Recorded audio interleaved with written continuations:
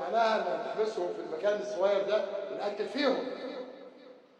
وابو مازن اللي قال على المقاومه ولاد كلب، ما انا مش عايز اشتمك عشان انت بتقعد تكلمني في التليفون، مش عايز اشتمك، بس اللي قال عليهم ولاد كلب تترد الشتمه ليه، والكلب يخجل انه يبقى زيك.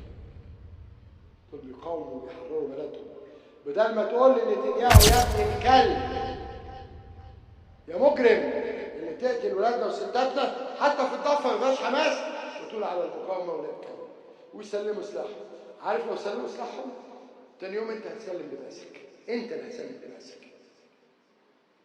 بلاش قرف. كل حكام العرب وشعوب العرب اطفالنا بيتقتلوا كل يوم، لدرجه ان انا فكرت فيهم يبدو مش بني ادمين، يعني مش بشر، مش معقول كل الحصاد ده كل يوم واحنا بنتفرج.